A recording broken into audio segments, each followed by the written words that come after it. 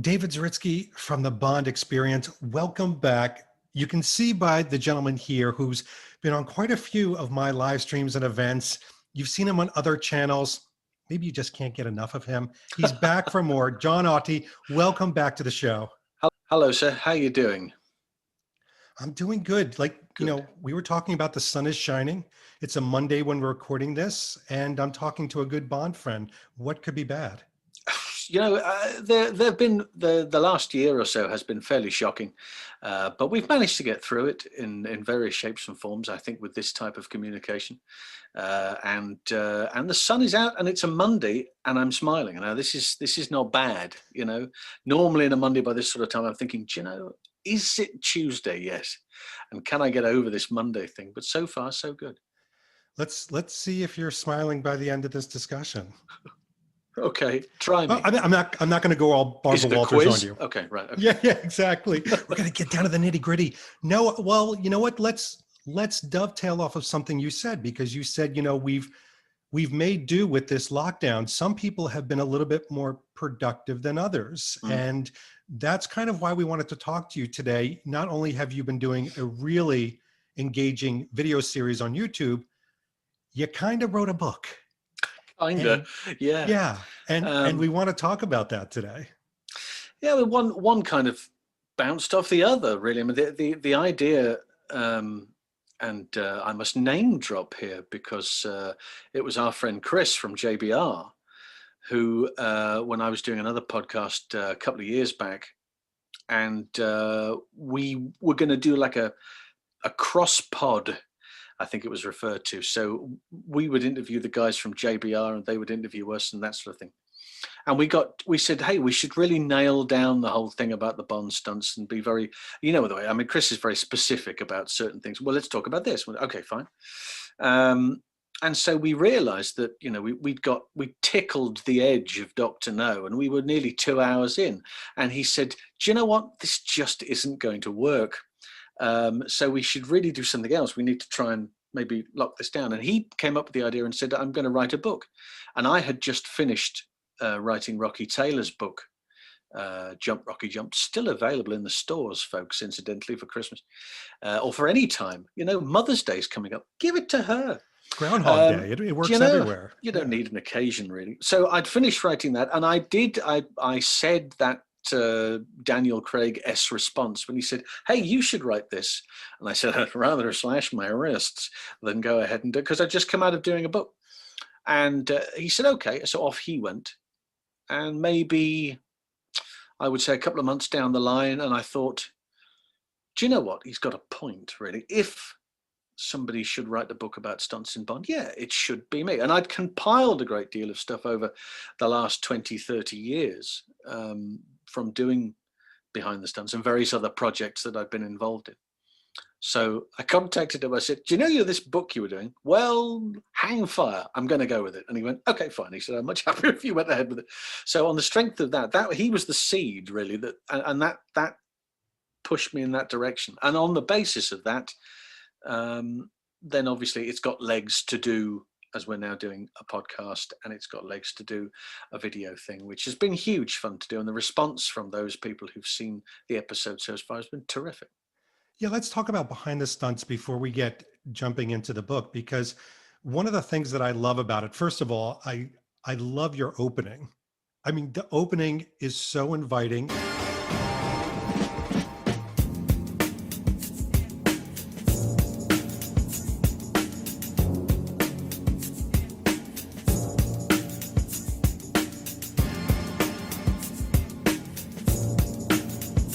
Every film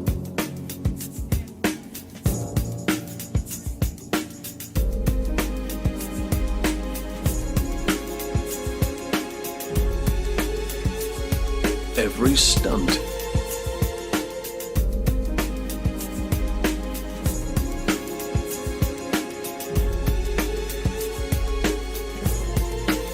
every story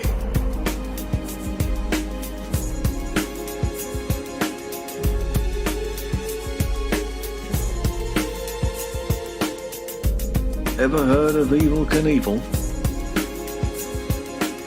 Welcome to the YouTube series. I noticed that you have an affiliation, maybe that's the right word, with From Sweden with Love. Is there Really? some sort of connection there? Really? How did that happen? Yeah, Subtle.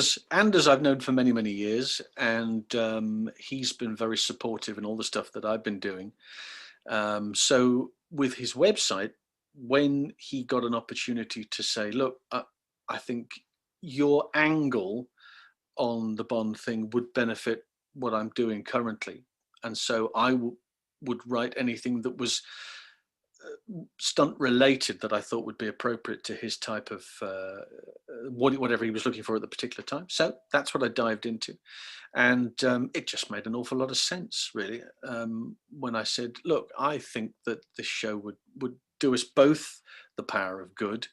And on the strength of that, you know, the response on his website and everything that From Sweden with Love has done so since then has been benefited because of that, and vice versa. I get a lot of traffic on the strength of, oh, you're involved with this, you know, so it works both ways. But I've known Anders for many, many years.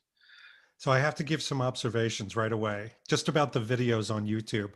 First of all, and I'm sure I'm not the first one to tell you this, you have such an incredible voice for video and podcasting. I've told someone the other day, you sound like a very young Alec Guinness, Obi-Wan Kenobi, like, hello and welcome to the podcast. This is not the podcast you're looking for. Yes. I've done lots of voiceover bits and pieces in the past, and audio books and things of this nature. So the podcast thing that's not a problem. The presenting thing, I don't have a problem with that either, but it does take a great deal more of me to go, right, this is what I need to do. And I have to be very structured about saying this, and this to get the point across for the intros. As the series has gone on, where are we now? We're mid-80s now, I guess. As it's gone on, my appearances have got less because the content has got larger. I'm also very conscious of the fact that the general public's span of attention is pretty small. And so when it started, the idea was to keep it very small and very simple and give it in sort of 10-minute bursts. I was inspired very much by Martin Mulder's, 7 minutes of Bond, which I thought that's a brilliant idea. And how he crams all of that in there. And I thought, wow, if I could do that. And so I started and I thought, well, yeah, I think I can do it. And then the content just got to the stage where it was a few minutes over and it was a few more minutes over. But, you know, Octopussy, which I think was the most recent one, that was actually half an hour. But it was a half an hour because there was so much involvement from Rocky Taylor and from Paul Weston and from Christina Wayborn and from Andy Bradford. And so we brought it all together. So my appearances are less, not a bad thing if you're watching this over your breakfast or whatever it is you're doing when you watch your episodes. But, you know, it's not about me, it's about the content. And that's the point. If we can get the message across that, look, you know, the amount of work that goes into these Bond movies. Well, look, here's an area that we're really, how much work is involved in this. And that's why it takes slightly longer. I think it's created a vortex of pulling people in that weren't normally interested. I've always had an interest in the stunts of seeing things done for real. And you've just, you know, increased that want. But there are so many young people, for example, that follow my channel from a Bond lifestyle standpoint that are saying, there's more than life than just a blazer and a polo shirt. Wait a minute here. Yeah. And now they're being introduced to this stunt work, it's pretty enthralling. And yet, you know, there are niches everywhere. There's the lifestyle, there's the watches, there's the food, there's the drinks, there's the terry toweling bathrobes. Let's not, let's not just gloss over that. But I mean, there's all aspects of it. And yet the stunt work is a huge part of the production. If you take that out, you don't have a movie. As good as those scripts are and as good as the interaction between the characters is, you take that action out and you don't have a picture. So it's hugely important. And for it only now really to be highlighted, I find fascinating. I really do. It is, but you need somebody to spark that. You need somebody like you. And it begs the question I've been wanting to ask. We've got to insert this before we even talk about the book. Where did this all come from? I mean, this obviously had to have sparked when you were a child, I would Oh, imagine. yeah. How long we got, Dave? Okay, I'll give you the abridged version.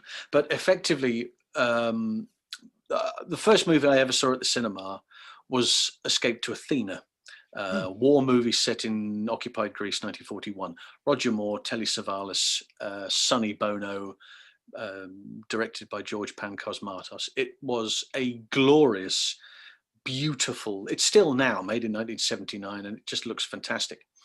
Um, the first ever stunt that I saw performed by a stunt performer, in the opening sequence of that movie, there's a terrific helicopter tracking shot which goes across the Aegean and then arrives on land, and there is a guy who's up against a wall, about to be shot by a firing squad. He escapes, he runs into a Turkish bath, and this German soldier goes in and he fires up at the roof. And in the roof, there is a hole in the roof, and there's a guy with a gun who drops the gun and falls through the hole into a fountain, which is below. Now, that's within the first 10 seconds of the movie. And I thought, good God, what is this? This is amazing. And consequently, as the movie goes on, I discover that this same guy who fell through the roof, well, he appears here, and now he's a German soldier. And now he's this guy over here, and now he's falling from this. What's going on? Credit-wise, it's coordinated by Vic Armstrong, and the guy's name was Roy Alon, and he was a stuntman from Yorkshire. Now, quite soon after that, I got to see Bond, I got to see For Your Eyes Only at the cinema, missed Moonraker for reasons that elude me at the moment. I don't know why. Anyway, so For Your Eyes Only was the first, and then subsequently I was bitten by the whole Bond thing. On television in the UK, we had programs called Stunt Challenge. It was a new concept where they would take top British and French, occasionally, performers. And the first show was at Pinewood Studios, and it was in 1982, and it was a competition between each of them, a bit like a timed trial. You would have certain performances. You'd have to do a motorbike thing, and you'd have to go around the donut and jump the thing and under the thing by X amount of time. Any time over, you're penalized. Any time under, you get bonuses. That was the first year. The second, subsequently after that, what they then did is they took the idea of the stunt double as we understand it now. Each performer then took a role at doubling the character, and so there would be a car chase, and this guy would turn over a car. He'd be the actor, and then there would be a motorbike thing, and then somebody else would do that. And again, Rocky Taylor, Roy Alon, they would crop up in these shows. And then subsequently later on was a television program, documentary all about Roy, which I adored, on the tea time on a Tuesday evening on BBC Two. And I'm going, what is this? Recorded it, because we got a video recorder at the time, played the thing to death. And I wrote to Roy. Now, I knew that Roy lived in Yorkshire. There was no, I didn't have any stunt registers. I didn't have a way of being able to get hold of the guy, but I knew his name, and I knew he lived in Yorkshire. And I thought, I have to write to him. So as a boy of 14 or 15, I wrote Roy Alon, Yorkshire, England, and posted it. And my dad said, you're going to have some issues with that, expecting it to come back. But faith in the Royal Mail, who they delivered it. Stop it. Delivered. It was delivered, and he wrote back, and there was a phone number on it. He said, "Give me a call," and we started chatting. And it turns out, I found subsequently later on, Roy was terrific at being the individual who said, "Oh, if you found somebody who had an interest in what they were doing," and he would be very, very good at saying, "Well, come on, I'll show you how to do this, and come and spend the day." He used to do a thing called Do a Stunt with a Stuntman Day. Wow. Where you would go up to, he lived in Leeds, or just outside Leeds.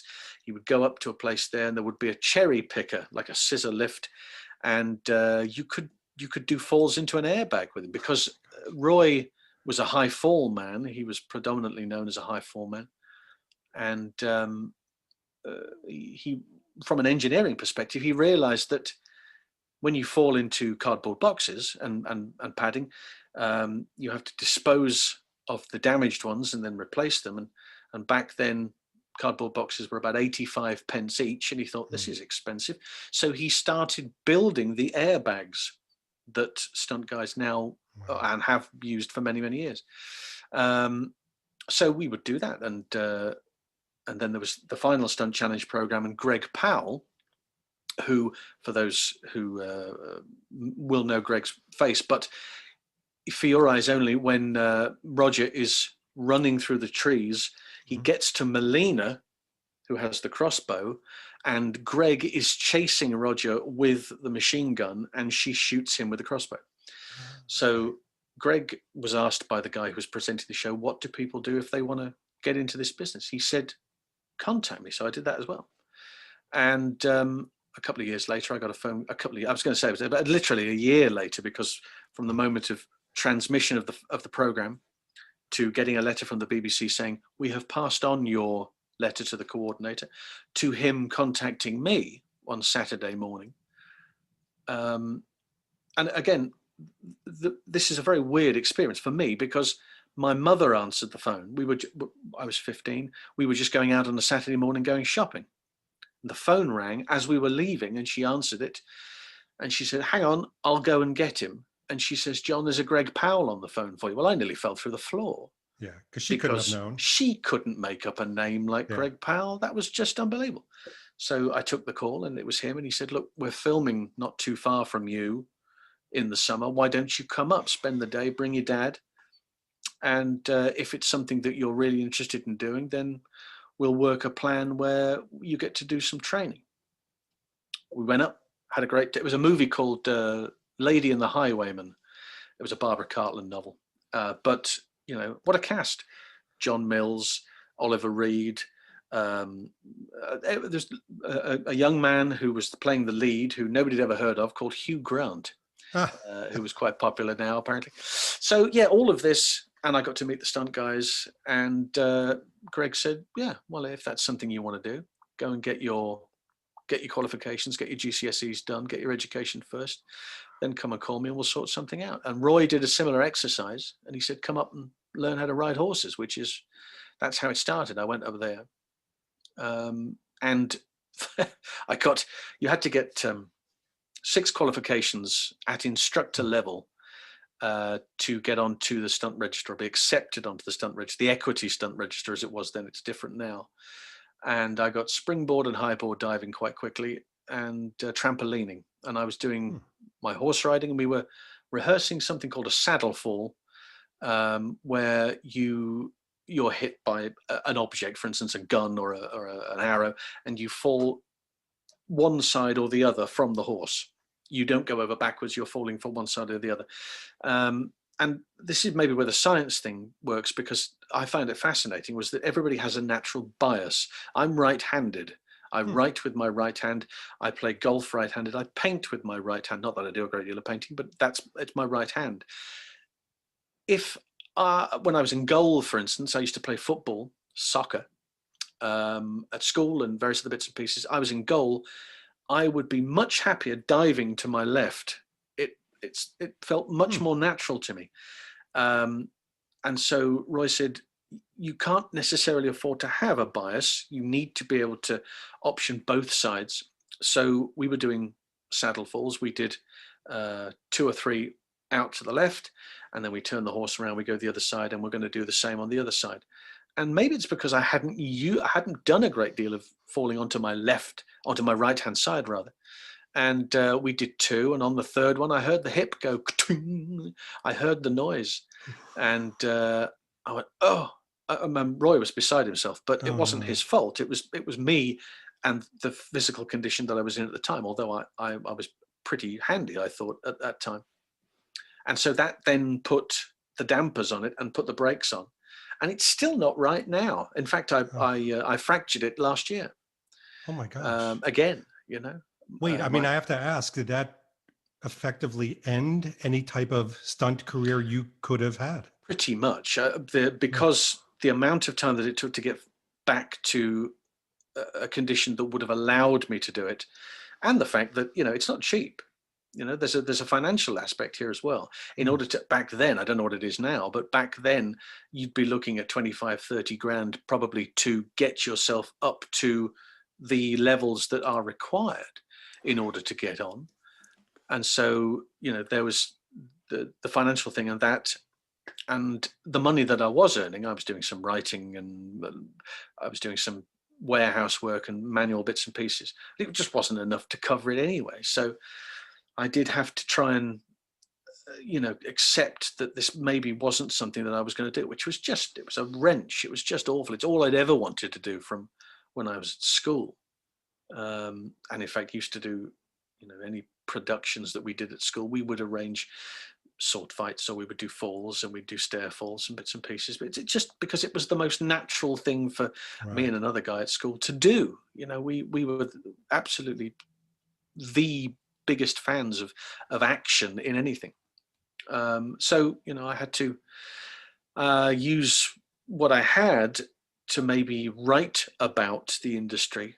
And I started researching and picking up lots of knowledge, and the information and knowledge that I got from Roy and from various other people was extraordinary. And Roy, again, was very good in being allowing me to get in touch with many stunt professionals, because they didn't talk to the press or press per se, but they didn't talk to anybody, because on the occasions when they had been approached, the press only wanted to know, have you got any gossip about the star? And, oh, incidentally, how much do you get when you do this? They wanted very box standard. I didn't care. I wanted to know, how much poundage of air you needed to put in the air rams to throw you in the air. And so what are the airbags made out of? And this car turnover with a pipe roll, what's that thing on the end called? I wanted to know all of that.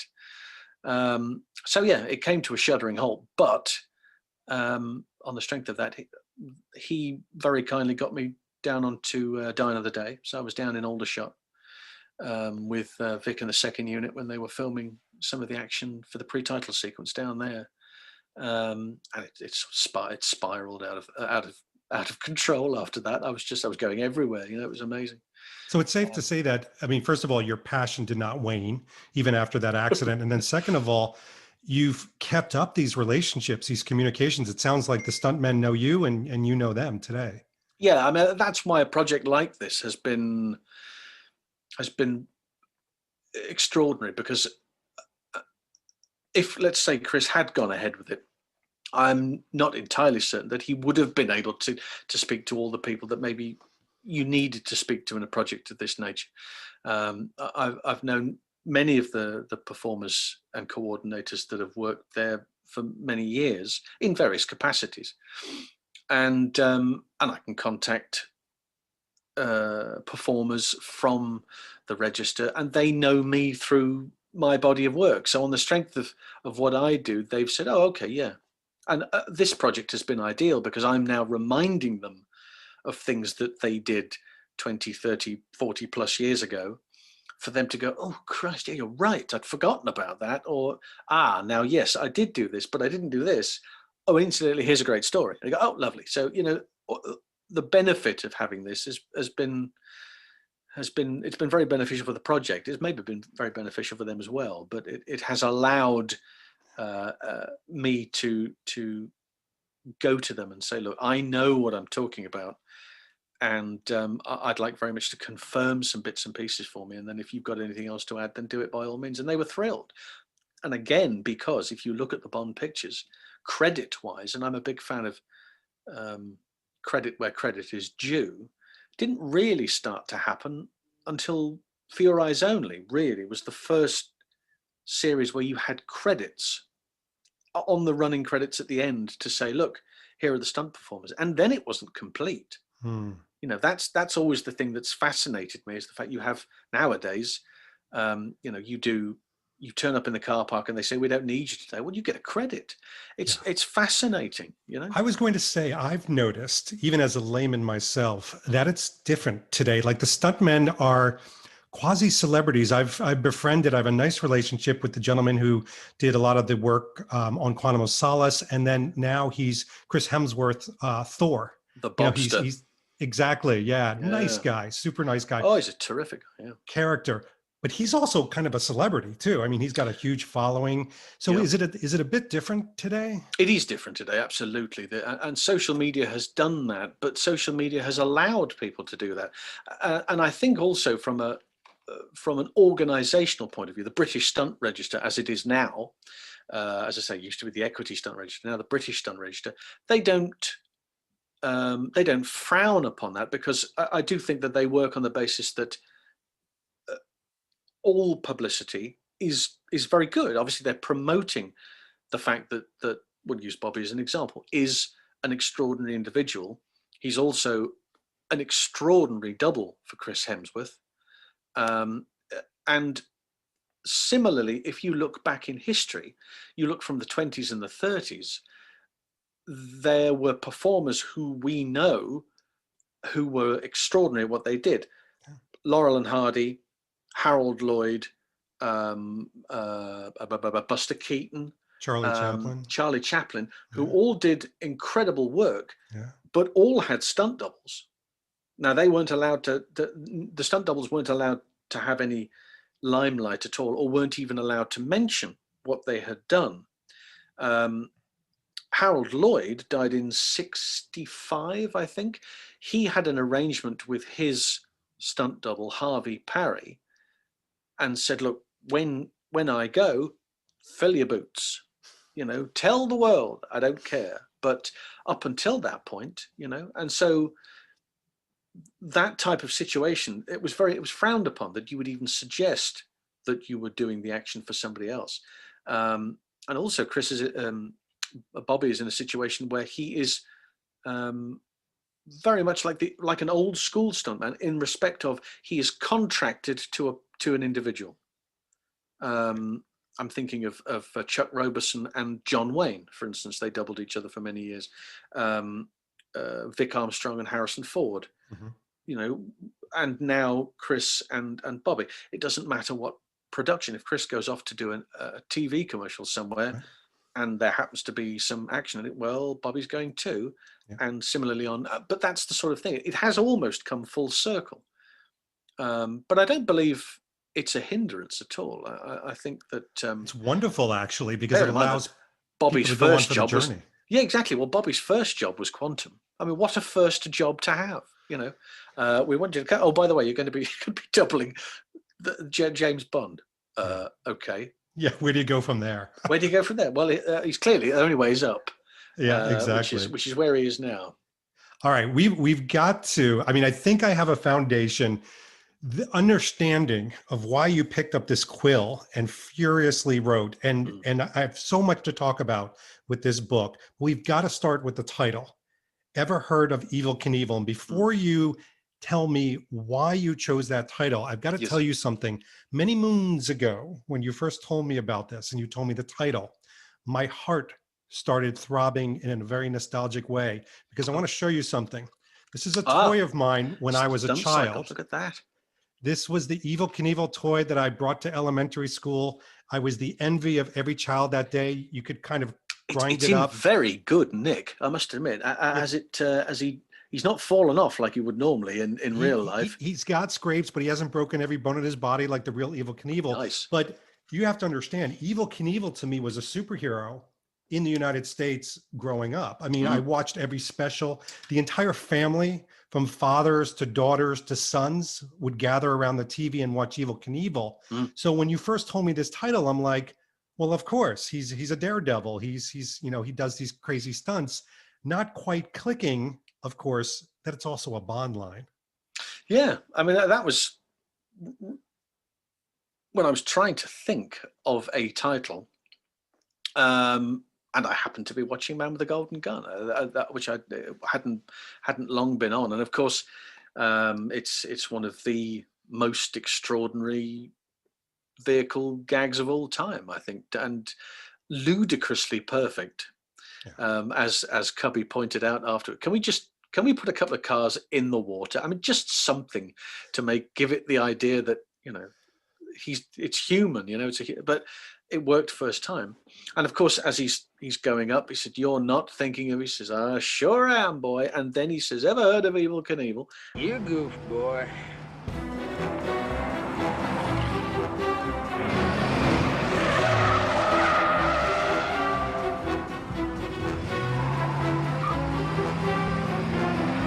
Nearest bridge is 2 miles back.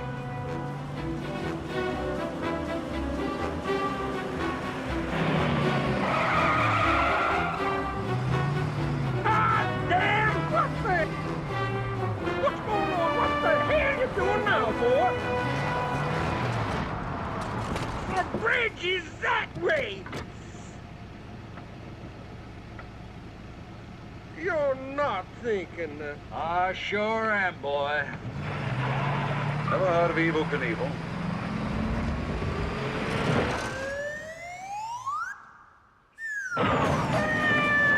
And then goes and does the thing.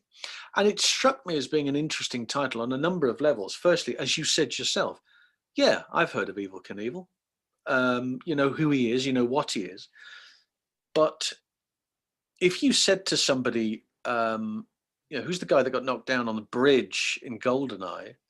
And they go, what guy on the bridge in GoldenEye? I mean, or you ask somebody, who's the guy that skied off the cliff in Spy Who Loved Me? Chances are they're going to know it's Rick Sylvester. Rick Sylvester's been in the movies for 40 plus years and has doubled Bond twice falling off stuff. You know, the For Your Eyes Only and this. But they're likely to know who it is. Maybe they don't know some of the other guys, and that was the reason behind it.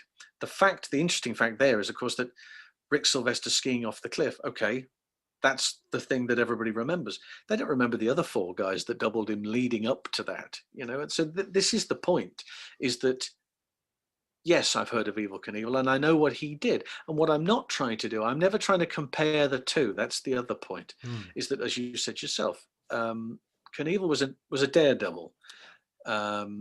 He would get to a stadium, Cow Palace or wherever he was performing at the time, and there'd be 30,000 people in there, and he would get to the top of the ramp knowing full well they hadn't got a cat's hell in chance to get from this side to the other side because the bike wasn't powerful enough, or the distance was too far, or the landing area was too constricting. He was never going to make it. But there's 30,000 people in here and they've spent $10 each, and so he's going to certainly go because he needs that money for the hospital insurance when he gets injured. Not if, when he gets injured the other side, which he will. He'll break a limb or he'll break his back, and he needs to have the hospital insurance. So, you know, it's a very interesting. Somebody said to me the other day, well, Eddie Kidd was a British daredevil. I said, yes, but he made that transition from being a daredevil to being a stuntman. He was on the Equity Stunt Register and did obviously predominantly motorbike work, but did some other work as well. And in fact, doubles Pierce in GoldenEye as he's going away after the plane, before the plane then goes over the edge of the cliff. So, you know, I never want to, when people go, oh, stuntmen, well, they're just daredevils. No, they're not. There's a huge chasm between one and the other. But yeah, the line itself, the title itself, does lend itself to several questions. It's almost like, to me, when I read it and then I read the first few excerpts, it became very clear that all the passion, you know, the writing and the communication, the falling off of the horse, you know, your love, your communication with the stuntmen that you've encountered, there was one mission, and that was to tell their story, for them to be heard, for them to be reckoned with, because, you know, people talk about tailors and they talk about costume designers and, gosh, even makeup artists. Sure. And this, you know, as I started to read, I realized that there is such an incredible, colorful story to be told with these gentlemen and ladies. Yeah, absolutely. And I think that a lot of people who say, well, this is just fueling the fire about why there isn't an Oscar for stunt professionals, and of course I do see that, and I think that it's a very, very important question. When you get Oscar nominations for hair and makeup and for sound, you get hair and makeup. You know, hair and makeup I can understand. Somebody has to look good, right? Sound, it's all around us, you know. But nevertheless, I'm also very conscious of the fact that hair and makeup, I don't think they received a nomination or got a category until the late 70s. I think it was, or something of that, mid 70s. Somebody on will Wikipedia that and probably check it out. But it's late on. Now, obviously, they presumably went through a similar exercise. They presumably said, well, hang on, we're doing everything we can to make you guys look good, and we're getting nothing in return. I think that nowadays, particularly, stunt work has moved on. There's so many aspects of it. It's not just a case of simply doubling the actor anymore. Yes, they do that, but they also do the motion capture. They're doing so much more rigging is involved these days, health and safety wise, wire work, harnesses, special kinds of gel, which they never really had originally for protection purposes. They had lots of gel that would ignite, but there wasn't that much that would allow safety measures that they have now. So everything has come on. And there are, many performers. There's a couple of guys in the US who have been, pleading with the Academy for the last 30 plus years. And the answer has been no every time. It's amazing too, because there's even technology Academy Awards now for different type of cameras and movements that are invented. And Jon, I'll tell you what, I'm going to talk to my audience for a second. I'm not ignoring you. I'm going to come back with a question. I'll be here if you need me. That's okay. Go for it. I do need you for this. So I'm talking to the audience right now. You need to buy Jon's book, come for the stories and the writing, but stay for the pictures. Now I'm back to you, Jon. Jon, where the hell did you get these pictures? There were images in this book that I have never seen, and I'm pretty well read. That's, again, I've been very lucky in the respect of going to certain individuals and saying, this is what I'm doing. I know that you were involved in this, and the performers have photos that they're giving. They got in touch with the on-set photographer at the time when they were working. Hey, can I get a copy of that? Sure, I'll give you a copy of that. So they have a copy of it. Or these are snaps that were taken at the time and then have been unearthed by all manner of folk, really. I mean, but the amount of, a picture tells 1,000 words. But what I was very conscious of, which is why I said originally when I sent you, it was a very bare draft of the book, the contents itself, without the images. I didn't want anything to detract from the content. And now, once that process has been put to one side and now everything's been put together, everything does work and feed off each other, But there are some images there which are just amazing, and they do highlight and give people a chance to go, wait a second, I've just read about that. Is that her? That's him there. Okay. So they can make that assumption at the end. And also at the back of the book, as will happen with the second book as well, is there will be a full credit list. That's absolutely essential, because as I mentioned to you before, the credits that are on screen are only the surface. They're only the ones that have been organized, which again fascinates me, but they're the only ones that have been organized with the company and with MGM or whoever is releasing the pictures at the time. So the list that I have there is a full list of everybody who worked on that picture, so that each of them can go, oh, look, there I am. I'm in there, where I should be. And that's the point of the exercise. I tell you, I think some people are going to look at the pictures from a historical standpoint, because it really is a capture of time, a moment in time. What I found myself doing is it added so much dimension to very familiar scenes, and it made them fresh again. Yes. A different angle, looking at a doorway where two people are fighting, but then you see a crowd of 9 people with cameras behind there. And it was both familiar and foreign at the same time. Does that make sense? Yeah, you only, that's the point. That's the magic of the whole thing, is you only see that one aspect of it. But you forget that, behind that camera, there are 15 people And there's every time somebody does a move, well, there's a photograph has to be taken for continuity because they've broken there, so they have to come back and retouch this up, and that's got to be changed. And we'll not do this, we'll do this instead. Okay, back to the first position. Where was I? Oh, there I was. Okay, fine. Then they go off and they do it again. So the process itself of filmmaking and of these particular shots, it's such a huge aspect of it, and you only see that, blink and you'll miss it moment. That shot, that sequence that took 20 minutes to do, or 4 days to shoot, or 6 weeks to shoot, is straight in the blinking of an eye, and it's all gone by. But the amount of work that's gone into that is extraordinary.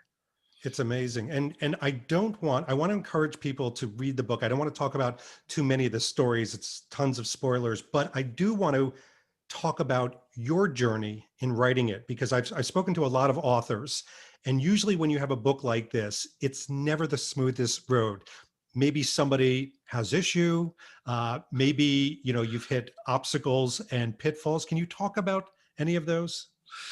Or was it all smooth going? I'd like to say it was all sunshine and lollipops, but it certainly wasn't. Luckily for me, I think I started in around 2019, back end of 2019, and then I took a hiatus, which I went back end of 2019 to about start of lockdown 2020 probably, and then took a bit of a hiatus, and to sort of rethink what direction I was going in, because I was very conscious of the fact that it appeared to be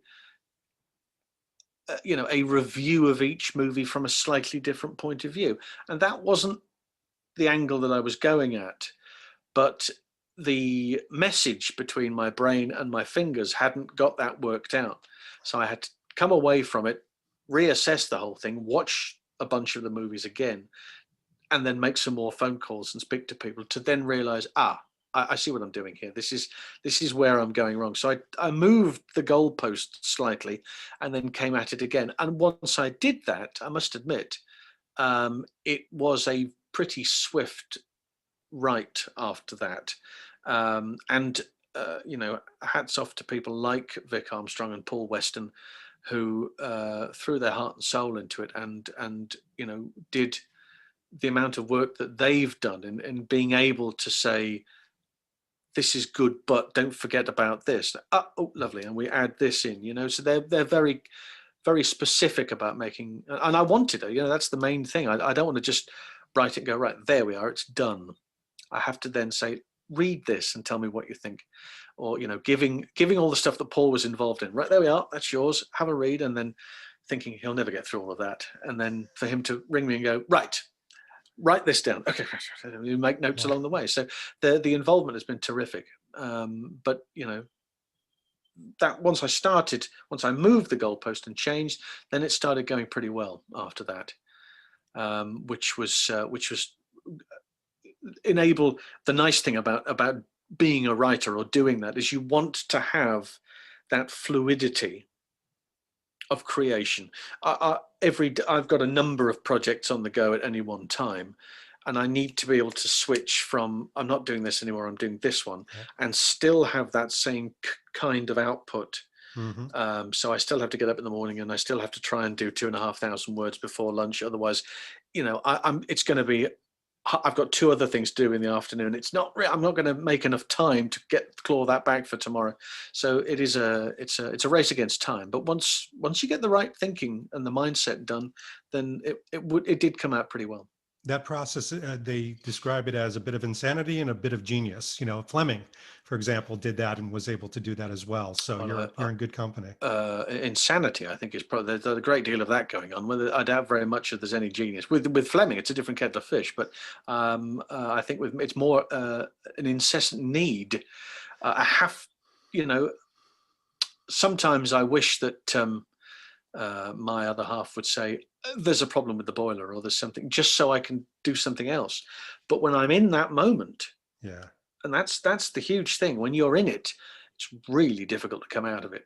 And there are moments when I started 11 or 12 lunchtime after doing the morning session, and I'm still going at 8 or 9 in the evening. Then I go back and I'm doing other bits and pieces and this and that, because I just can't stop. It's extraordinary. I know we share that passion, that need to create constantly and Absolutely, be prolific with it. So I have to ask you the question of, where was the decision? Why was the decision to break it up into 2 parts? It's almost a cliffhanger. Well, in my head, I saw it as a book, and I got a number of friends who work with me from a creative perspective, and they said there was no point bringing anything out when there wasn't a movie coming out, and I could see that. But then initially, we had a date, and then it was put back, and then it was put back, and then it was put back, and I thought, because this is such an important story, I don't want it to all go out in one go. And particularly the fact that I was tying it in with the podcast and the YouTube series to sort of run in conjunction. And so the idea was to then have a logical break. And the logical break, I think, is at the end of the Roger series. We finish with A View to a Kill, and then there will be a hiatus, and then we will come out with the Dalton period onwards. And similarly, the shows will do a similar. I've got some other projects that will come out on the channel that are Bond connected to, but that seemed like a sensible thing to do. And maybe it's going to take the public a little while to take and inwardly digest everything that's there, and will allow them. As I've had a couple of people contact me already who've said, we've watched the episodes and heard the podcast, and we're now going back to rewatch that movie so we can then realize what's going on and how you've isolated everything, so we can see. And I think that once you've done that with 15 pictures, because I've obviously Casino Royale 67 is in there, and Never Say Never's in there as well. So once you've covered all of that, maybe it is time to re-explore those and understand what's going on, so you're prepared for that next step. And of course, they are 2 different worlds. That period from the 60s to the mid 80s, then from the late 80s right the way through to now, it's like 2 different worlds completely, and the technology and everything else that goes with it. So yeah, I think it's a logical split, and I think there needs to be a break between the 2. I would imagine too that some of the stunt people / friends that you would be speaking to about the whole book, obviously now volume 2, would involve No Time to Die. They're probably under a non-disclosure agreement, and they need to kind of wait, I would imagine. Yeah, well, that's the other issue, and the fact that I've got some terrific chapters and bits and pieces with reference to No Time to Die, having spoken to the performers, and with reference to the location work, etc., etc. But I can't put it in, at the moment. The movie needs to be out, really, which means that there is, I would have thought there's likely to be a revision later down the line with a new chapter, and some new and exclusive photos, of course, which is the nice key factor to that as well. So it'll be a nice double whammy. But it would have been, if No Time to Die had happened when it said it was going to do, maybe I could have got away with it, because but I think it'll have to come out, and it'll have to be out for a little while. It'd probably have to go. We don't know how it's going to go. Is it going to go streaming? Is it going to go straight to cinema and then DVD? Who knows, Blu-ray or whatever it is, and then I'll get an opportunity to go, okay, now I think we're okay to do it. Yeah, fingers crossed for But September. we'll have to cross that bridge. Yeah. And it's interesting, I was thinking about you the other day because I was rewatching. I've told you about that. You have to stop doing that. You really do. It's an affliction. Yeah. And I got to take down that poster of you too. But I was watching the second trailer from No Time to Die, and I knew that we were going to be having this conversation, and I wondered, and you can answer it now, I wondered, can Jon watch a trailer like this without analyzing the stunts? Can he just sit back and relax?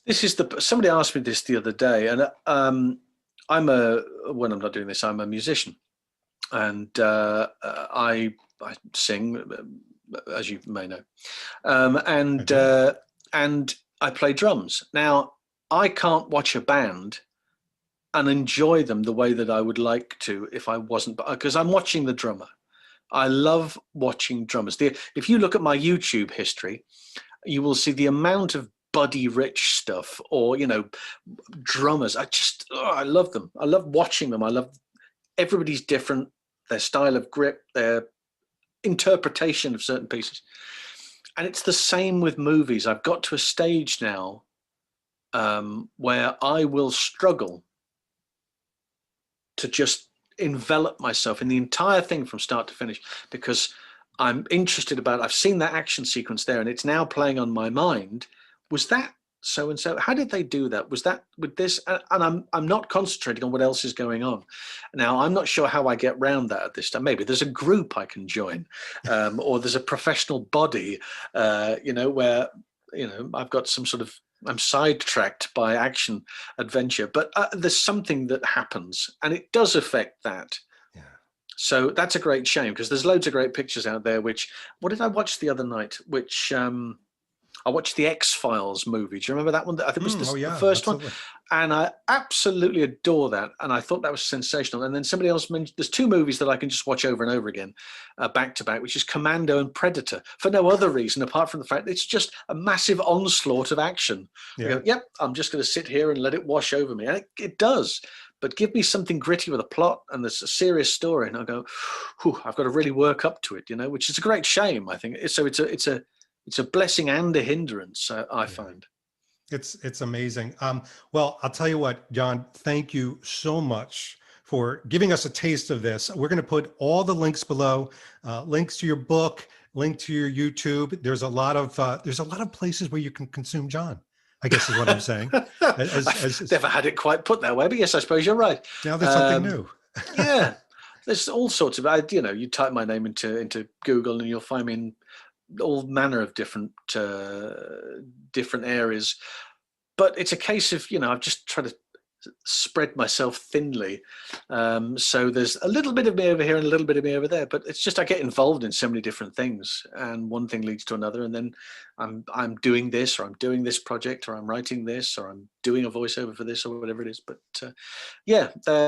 come and visit the website, folks, and visit the podcast, and it's great fun. Come on, the water's lovely. You'll enjoy it, I assure you. I get a smile every time. And the other thing I have to say, and you won't say this because you're Mr. Humble, but they talk about stunts being special, especially in the Bond films, because they do it for real. Mm-hmm. And you're just a real guy. You're not a pretense guy. There's no facade. This is you. And you've written a book that really talks about the real life of real people. And we appreciate that. Well, that's very kind. It's the only way I can do it, really. I think because I have a passion for it, I'd like to think that comes out in the content, and that people will be able to watch the YouTube shows and listen to the podcast and realize that that's the same voice that they're hearing maybe in their head when they read the book. So if that's how it goes, then that's fine by me. I haven't got a problem with that. Sounds good. All right. Well, this has been Jon Auty and David Zaritsky for the Bond Experience. We'll see you all real soon. Take care. Thanks for watching this episode. If you want to be up on the latest from the Bond Experience, just click on this subscribe and subscribe to our channel. You're going to get all the latest and greatest information, plus some exclusive content. And by the way, speaking of content, here's something especially for you, just because we know you. Talk to you soon.